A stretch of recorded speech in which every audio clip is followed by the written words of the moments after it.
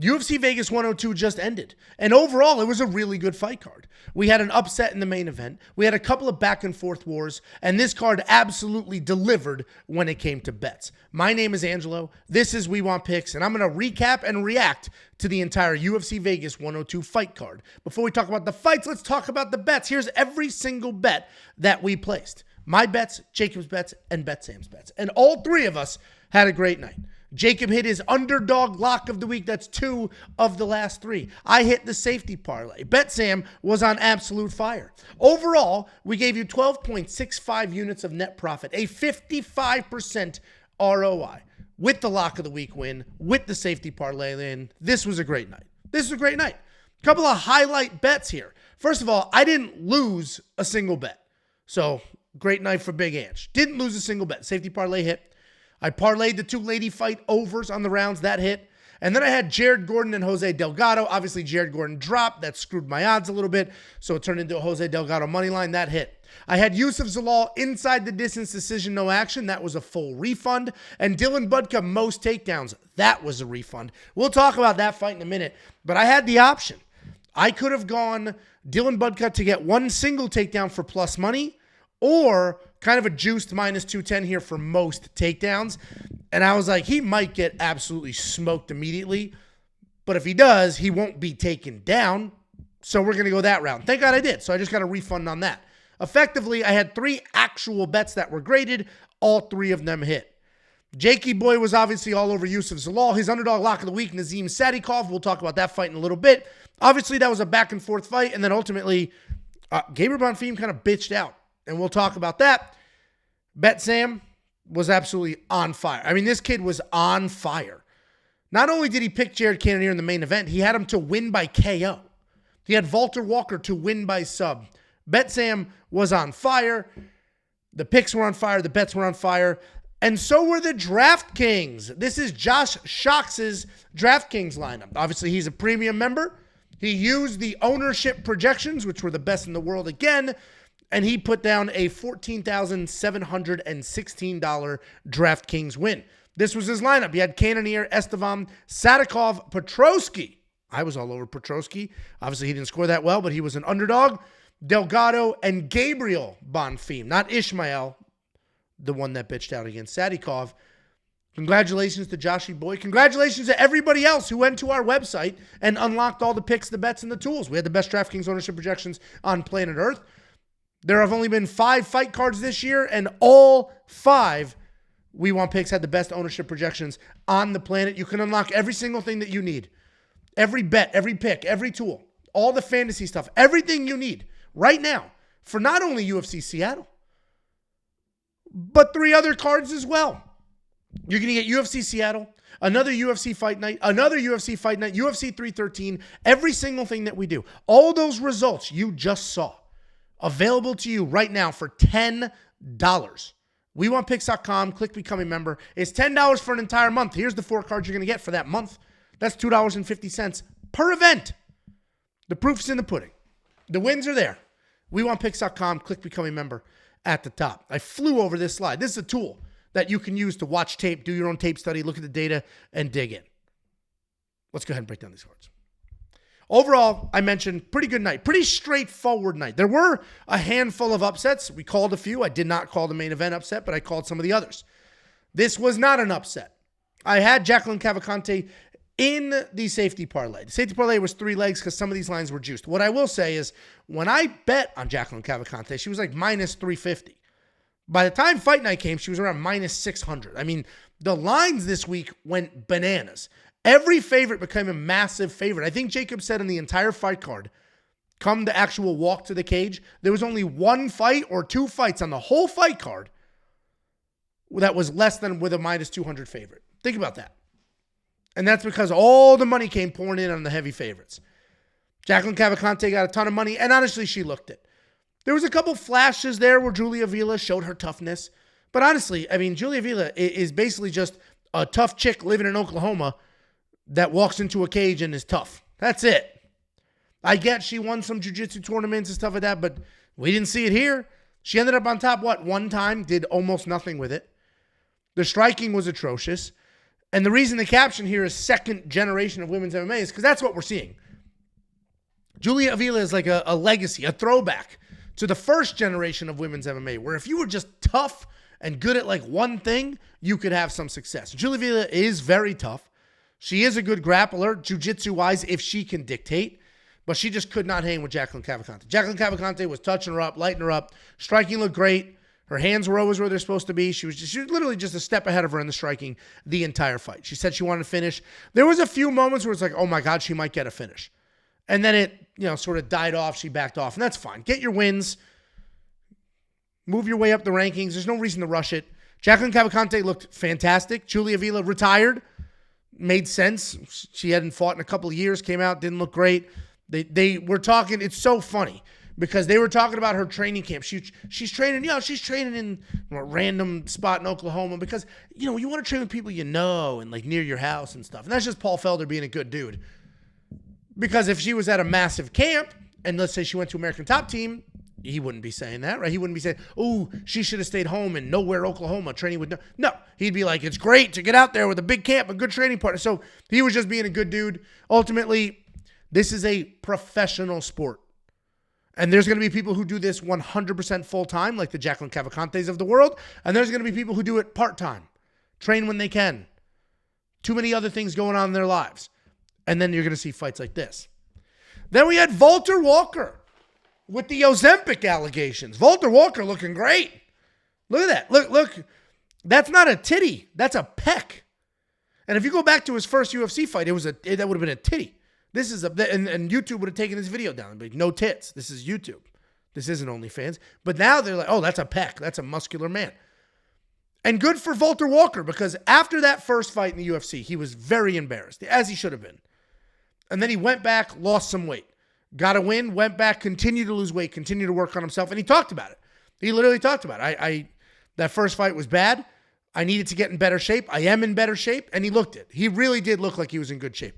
Ultimately, we have no idea what the cardio is. This was a fast fight. He came forward. He got a takedown, ripped DonTale Mayes to the ground, immediately heel hooked him. It was under 2 minutes.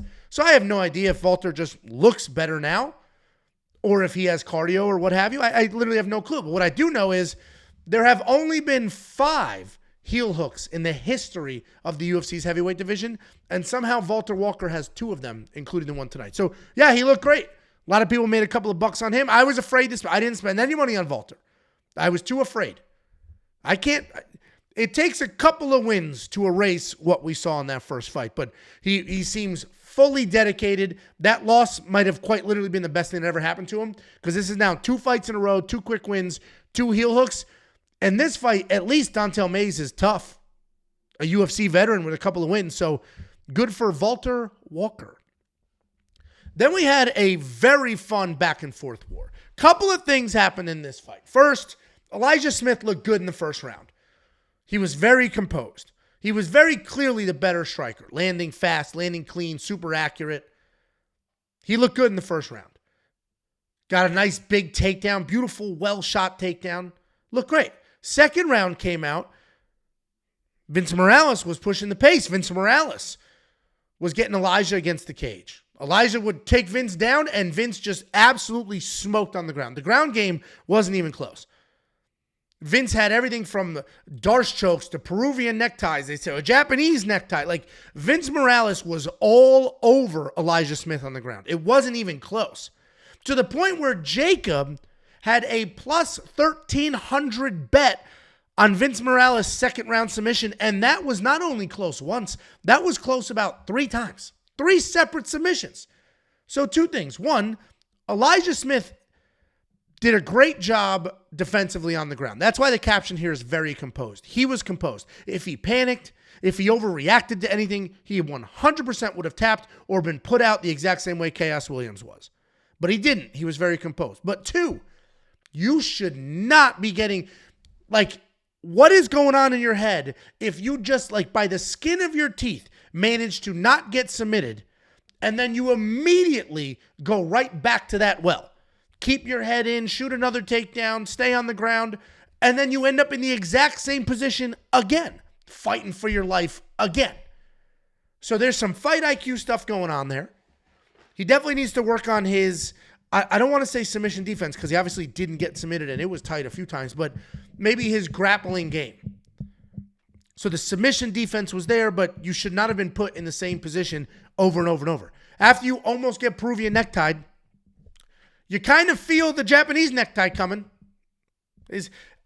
All the neckties and the darces all operate essentially the same way. And if that arm's over your head and your other arm is trapped, get the hell out of there. Elijah Smith did look good, though. He took over in the third round, beat up Vince Morales' face. Clear 29-28 to me. Seemed logical, made a lot of sense. Good back-and-forth fight. Great fight for Elijah to find out that, yes, I do belong in the UFC. And honestly, an unfortunate fight for Vince Morales. He was cut from the UFC a couple of years ago, racked together 5 wins, came back to the UFC, had to fight Taylor Lapilus, which is not a good matchup, had to fight Elijah Smith, who's a great prospect. So kind of a trash situation for Vince Morales, who actually came out here, fought his ass off, did a pretty good job, but we'll see if they give him another one or if that's it for him. But overall, this is a great fight. I don't know what fight of the night was. I record this immediately after the fight, so I don't have the benefits of knowing some of the bonuses, but I do think this fight could qualify. It was fun. It was back and forth, tense, exciting, striking, grappling, all the things. Then we had a straight-up unconscious Khaos Williams. And this was a great fight. Gabriel Bonfim looked phenomenal in this fight. And I said this is a great fight. This was a great performance. Because Khaos Williams didn't get much going. And this was kind of short notice for him. He didn't have the full camp. It's supposed to be Renat Fakhretdinov for Gabriel. Renat dropped. Khaos stepped in. It wasn't like a week. It was a couple of weeks, so kind of in between there. But where Khaos was just bombing and spamming right hands and trying to find power, Gabriel had one of the best calf kicks we've ever seen him have, one of the best jabs we've ever seen him have, and all of a sudden, Gabriel Bonfim's got a snappy jab, chopping the legs. Gabriel's dancing around, looking fantastic. He looked absolutely unbelievable. Obviously, they ended up on the ground. He throws in a darce, and Khaos Williams straight up is unconscious. Like, no tap, nothing. Straight up unconscious. Ref separated him, and it was I'm not using that picture on purpose. The picture floating around of Khaos unconscious is, I don't want to say disrespectful because it's a picture of what happened at work in his job, but also like, damn, that sucks. I would hate for that to be floating around for me. This fight was bet perfectly.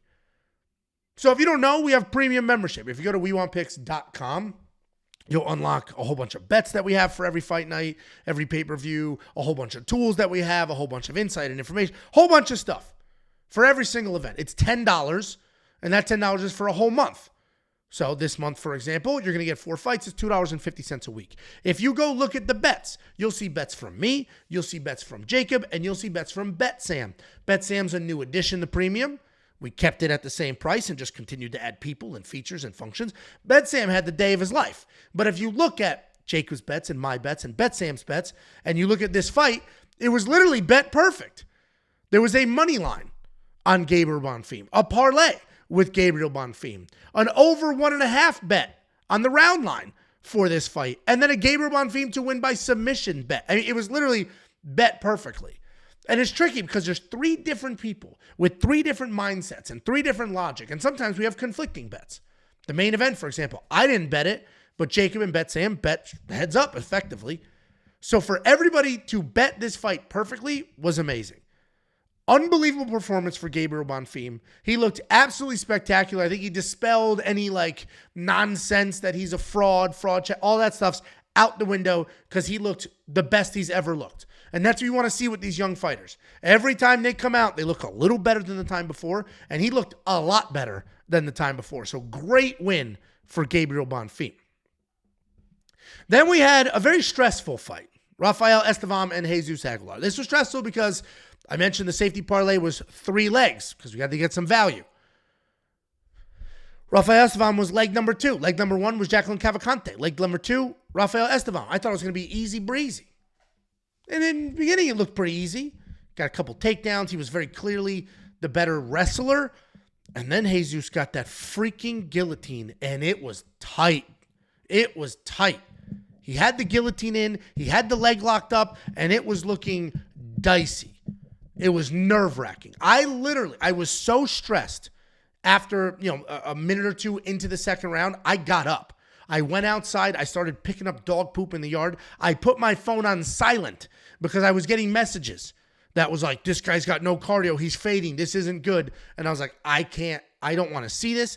I don't want to hear the messages. If the safety parlay is about to break, I don't need to be DM'd by 50 strangers, 500 people in the comments. I don't need all the hate right now. This is too stressful for me. So I went outside. I started picking up dog poop, cleaning up the yard. Then I came back in and I saw them raise his hand. And I was like, oh my God. Then I went back and I watched the rest. So ultimately, obviously, Rafael Estevam, very good wrestler. Very clear he's the better wrestler here. Striking looked decent as well. Jesus Aguilar is always doing something. On the ground, he's striking. On the feet, he's striking. On the ground, he's trying to grapple. On the feet, he's always doing something, always trying to snatch something up and squeeze and choke and always working towards something. So that's awesome for Jesus. What that did, though, is it forced Rafael to work. And now Estevam is exhausted. So he definitely has some questionable cardio. I don't know how he beat Charles Johnson so convincingly, because Charles Johnson is a cardio demon. And Rafael Estevam looked great in that fight. And in this fight, he looked pretty good. 2-1 seemed to make sense. Looked pretty good. He is undefeated. We need to be careful next time out because he could potentially be a future fade. If he's fighting somebody who isn't as jiu-jitsu nerdy or isn't as willing to just be taken down all willy-nilly like Jesus was, we should be careful. So I'm glad he got the win, but I'm not quite sold yet on Rafael Estevam. And then we had a really fun back-and-forth lady fight between Angelo Hill and Ketlen Souza. Angelo Hill won that first round. It was very clear she won the first round. Pretty straightforward, pretty unanimous. I can't imagine anybody debating who won that first round. And Angelo Hill won that first round with just straight-up activity. Just busy. Pop, pop, pop. Pop, pop, pop. Moving forward, tons of strikes. Great cage control with Ketlen Souza as well. Had a takedown. Angelo Hill won that first round through and through. It looked clean. It looked easy. It looked good. Jacob had the bet on most significant strikes for Angelo Hill, and that was clear as day after the first 5 minutes. That's what was going to happen. Second round was a little closer. All of a sudden, Ketlen Souza shook the cobwebs, and now she was landing clean, busted up Angelo Hill a little bit. Was winning some of the grappling exchanges. Ketlen Souza was starting to take over. Third round, very back and forth. Very back and forth. I know a lot of people feel Ketlen won this fight. I thought this was the appropriate decision. I thought Angelo Hill won 29-28. I was surprised when it was a split, but I was like, yeah, it was close enough, right? You're effectively judging speed versus power. Do you care about the volume of Angelo Hill, or is the power from Ketlen a little more meaningful? There was no crazy damage. Obviously, Angelo Hill was bleeding a little bit, got touched up a bit, but there was nothing nuts. Nobody was almost close to getting finished or anything like that. To me, the volume, the pace, the pressure, all of that from Angelo Hill was enough. Some people obviously felt otherwise, but that's just when you have hundreds of thousands of people watching the same thing, they're not all going to agree. So Angelo Hill, the fact after they read the decision that they mentioned was Angelo Hill had been to 6 split decisions previously and never won one. She has never won a split decision. That's crazy. She finally won one, and it was here, and it was a good win for her. I was on the Ketlen Souza side. I thought Ketlen's pressure would be a little too much, and when Ketlen did pressure, it was too much. And Ketlen would have won this fight if she didn't just give up the first round. She basically gave up the first round and then was fighting behind. So she had to find a finish or had to really push forward, really put it on to make something happen because she started down 0-1. But overall, this was a good fight. This was a fun fight, back and forth fight. Ketlen Souza fought well, just not well enough. Then we had Jose Delgado taking on Connor Matthews. You're going to see the result, right? Jose Delgado knocked out Connor Matthews 3 minutes in the first round. And you're like, oh, this was a whomping. Kind of, right? The striking wasn't even remotely close. Connor Matthews is way too chinny for UFC. He's never going to make it in the UFC. I'm sorry. And that's not even his fault. 'Cause I'm sure he works hard. I'm sure he does all the things. Your chin is your chin. Like, that just is what it is. But there was a little bit of in the beginning because Connor Matthews came out, got a takedown very easily. Like, unbelievably easily, he got that takedown. Too easily. So the point where it's like, oh my God, Connor Matthews might win this fight. Ultimately, Jose Delgado worked his way up, stayed composed, landed clean with huge power, and Connor Matthews just doesn't have the chin to hang. And that's what happened in this fight. Jose Delgado is definitely somebody we should worry about if he's fighting a good wrestler. If he's fighting a wrestler with a good chin, I don't know how this fight was going to go. Because while he was able to work his way up after the first takedown and land clean, I don't know what happened if he would get taken down 2, 3, 4 times. Maybe he'd get frustrated. I don't know. I was just a little concerned with how easily Jose Delgado was taken down. Luckily for people like me who bet on Jose Delgado, Conor Matthews doesn't have enough chin to hang out. So he got cracked. He got put out. That was the end of Conor Matthews. This fight was 3 minutes. It was literally a takedown, a little bit of scrambling, works up, couple clean combinations, boom, fight's over. This is what was supposed to happen. This is what did happen. I will worry. I have got the notes. We'll take a look at who Jose's fighting next and what the offensive takedowns look like. Because, again, way too easy to take this dude down. Then we had Andre Petroski taking on Rodolfo Vieira. I picked Andre Petroski. I picked Andre Petroski in the 4 videos that I broke him down? I got a lot of hate for that pick. A lot of hate for that pick. Ultimately, the pick and why I picked him weren't completely aligned. My whole logic for picking him was I think he can get the takedowns, and I think his jiu-jitsu off top is going to be plenty fine. I'm not worried about Rodolfo Vieira's jiu-jitsu off his back. We didn't even get jiu-jitsu. 2 good grapplers didn't even grapple. And we get that sometimes, right? This isn't the first time we've seen 2 really good grapplers not grapple and just turn into a striking match. And that was fine too. Because Petroski, I think he did win this fight. It seemed pretty clear to me. He was a little faster, a little closer. He was just landing a little cleaner. The power seemed to be there. It was back and forth. It was a close fight. By no means was this... I was surprised it wasn't a split decision. I was surprised it was a unanimous decision. They both were landing okay. Nobody was really super close to getting wildly finished. Rodolfo tried the wrestle. Andre had the takedown defense. Good old-fashioned American wrestler. So pretty straightforward. I mean, not the most exciting fight, and that's 3 fights in a row that Petroski has won that he managed to not entertain us.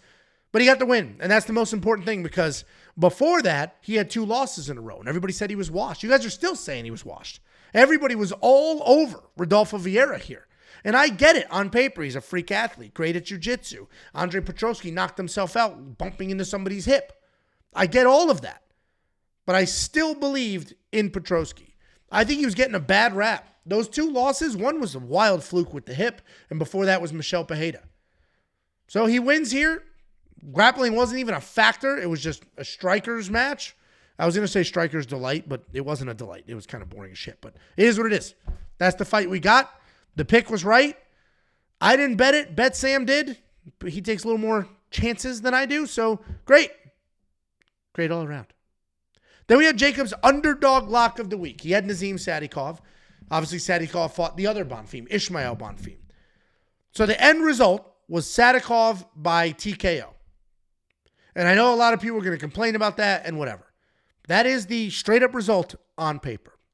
Now, if we back up, what we got was a pretty good back and forth first round.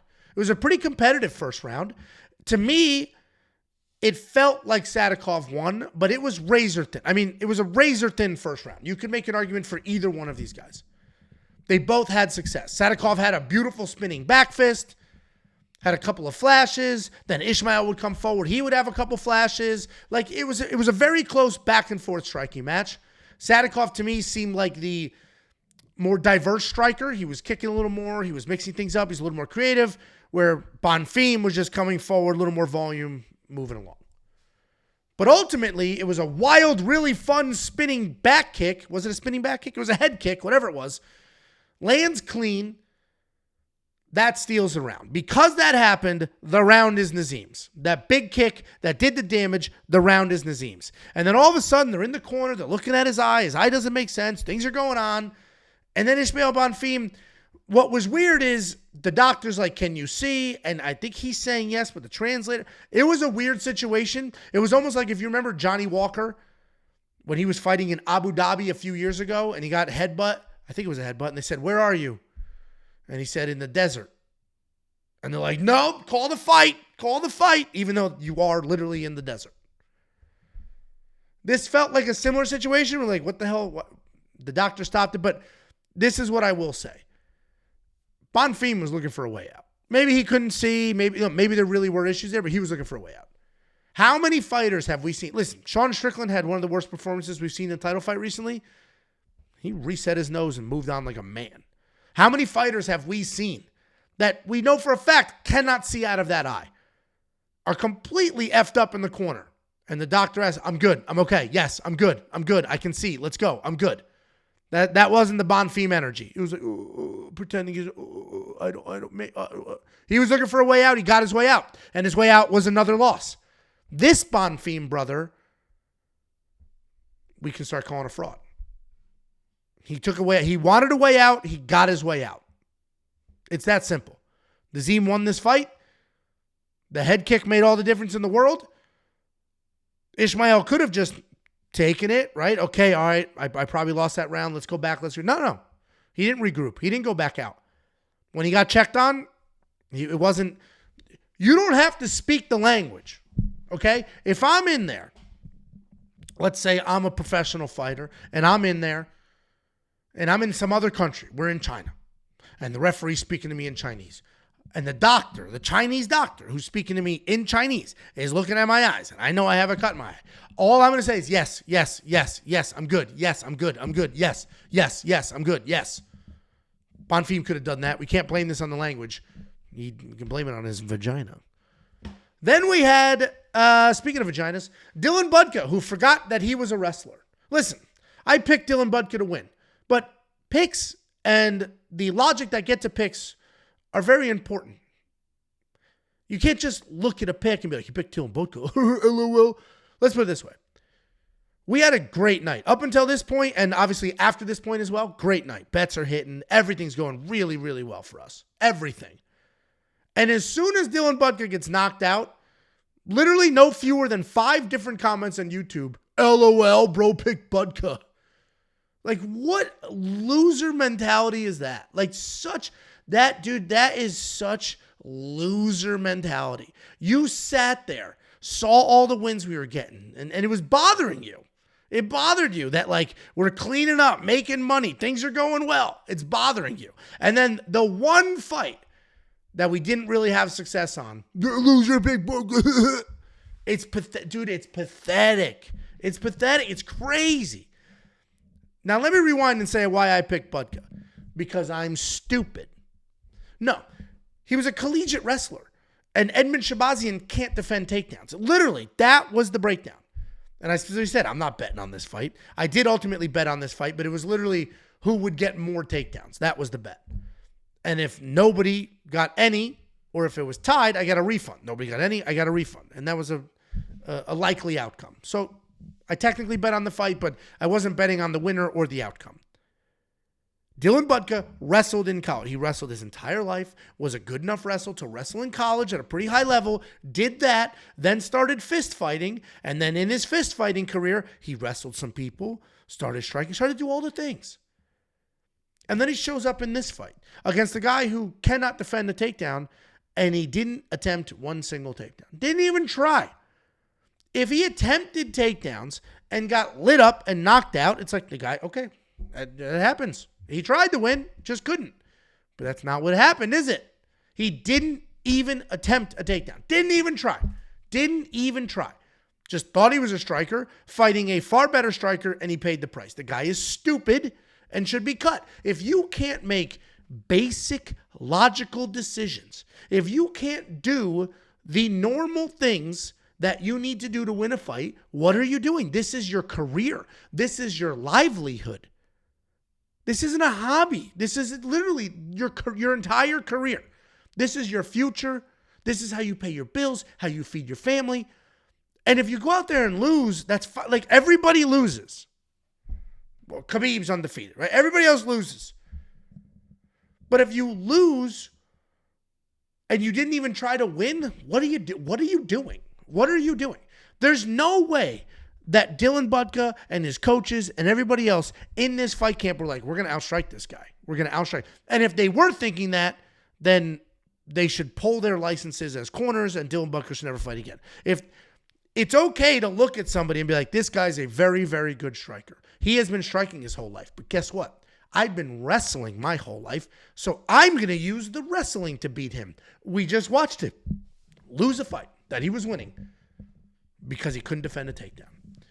But he came in here and he got knocked out in a minute and a half without even attempting a takedown. And maybe the game plan was like, all right, let's mess around a little bit, think that we're striking and then shoot. But then fake takedowns, something. Instead, it was just a full-blown striking match. And there was a few exchanges that were pretty bad before he got knocked out. Never changed the game plan. And I get it. Oh, they're in there. You're not. Blah, blah, blah. Fine. You're right. And he's not going to be in there much longer. Then we had the co-main event. Youssef Zalal. He looked good and horrible. And we'll talk about both things. I picked Youssef Zalal. He was the third leg of the safety parlay.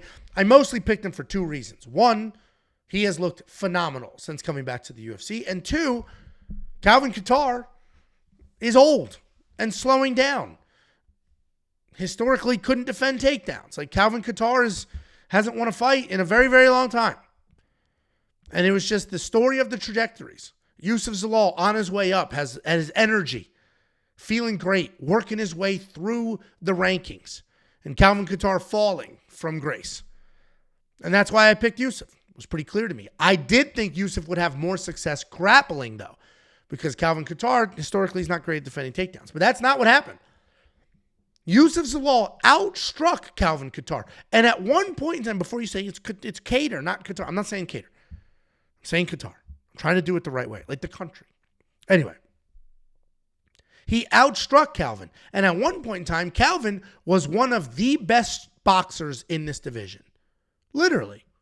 There was a point in time where he was one of the best boxers in this division. Just go look at his win over Giga, which was his last win. He looked phenomenal in that fight. Great win. And Youssef came in here and outstruck him. Had a faster jab, a cleaner jab, was way more defensively sound. He looked great. Round 1 and round 2, Youssef looked great. Calvin couldn't get to him. Calvin couldn't land clean. Calvin couldn't get out of the way of that snappy jab, the range. Calvin was just not the better striker. But the third round came, and because Calvin's not a bitch, and because he's not Ismael Bonfim looking for a way out of a fight, Calvin came forward and did everything he could to win this fight.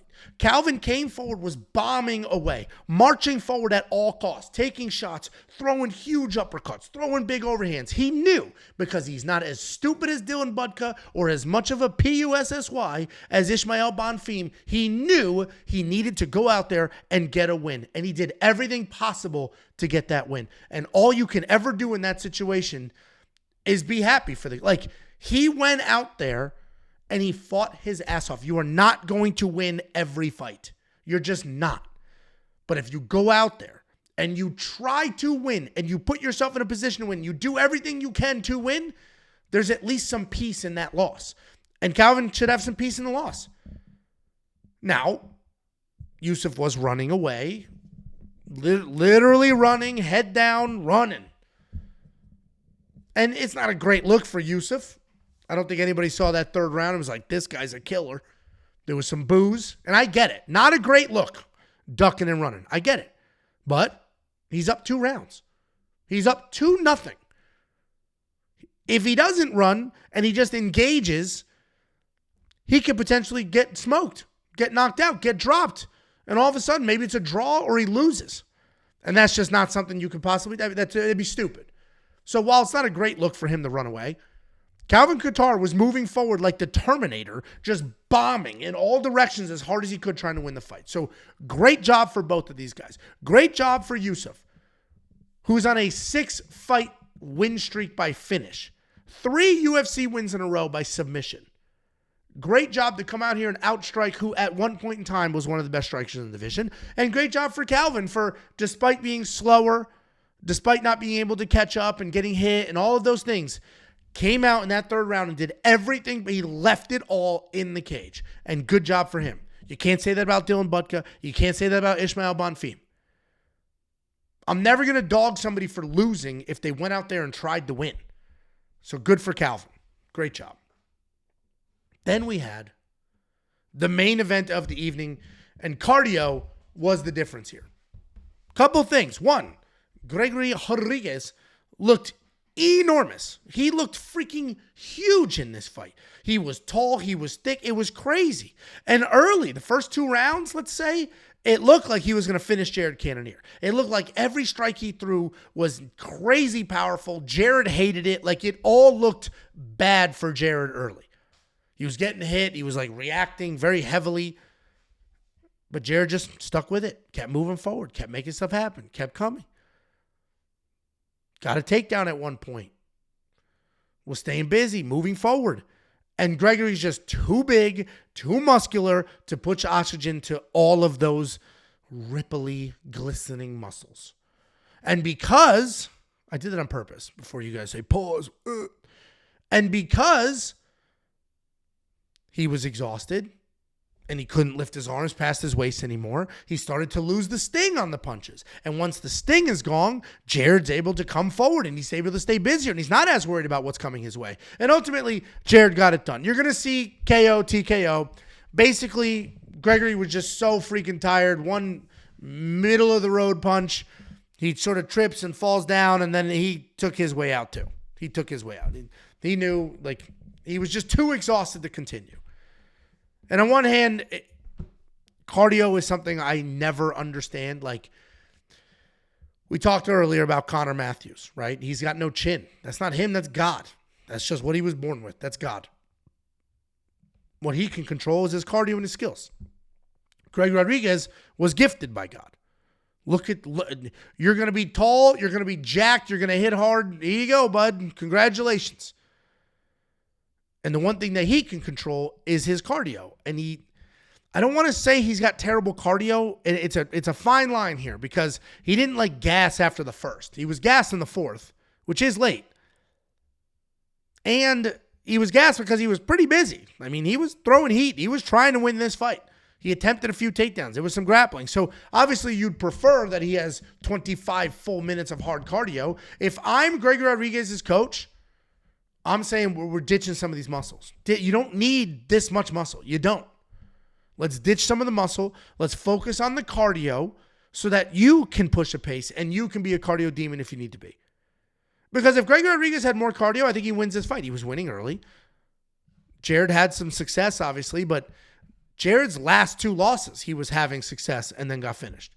And if Gregory Rodrigues was having the cardio, was able to throw hard and stay in that fight and touch Jared up in the third as hard as he did in the first, in the fourth as hard as he did in the third, then this could be a different outcome. But ultimately, he's too big, too much muscle, got exhausted, and Jared is defying the odds because he's old. The first thing that goes when you're old is your chin. That's the first thing that goes. Then your speed. The last thing that goes is your power. But he can control his cardio, and he does control his cardio. He works on it like crazy. And the cardio was absolutely the difference here. So good for Jared. Great win for him. A finish. A main event win off a skid. He's 40. If he was going to lose this fight, I mean, that might have been it for him. So great for Jared. Great card overall. I had a ton of fun watching these fights, maybe because we did so freaking well. And if you want to prepare yourself for UFC Seattle, which is next week, you can do so now. Either in the app or on the website. Become a premium member. It's only $10 for an entire month. In the app, you have access to every single thing that we do. All the tools, like the fight simulator. This simulates fights 100,000 times, gives you the outcomes, and then you can use those outcomes to build a DraftKings fantasy lineup, place some bets, or do whatever you want. You're also going to get the data analyzer, both in the app and on the web. The data analyzer is going to give you the fight history for every single fighter on that fight card, and even future fight cards. You can drill into their data, their details, their metrics. You can stack filters to see how many strikes they're landing in wins and losses. You can even watch the tape from those previous fights to do your own research. You're going to have access to the line movement tracker. This will give you opening odds, current odds, win probability, and line movement for every fighter on every card. You're going to have access to the Prop Hunter, a curated set of data specifically designed to help you find prop bets. And you're going to have access to everybody and everything. My safety parlay, which hit Jacob's Underdog Lock of the Week, which is free, has nothing to do with premium, but hey, Jacob's Underdog Lock of the Week hit. To BetSam, to Artem. BetSam's been absolutely crushing it. Every single thing that we do is available on the web and in the app, and it's only $10 for an entire month. WeWantPicks.com. Click Become a Member at the top.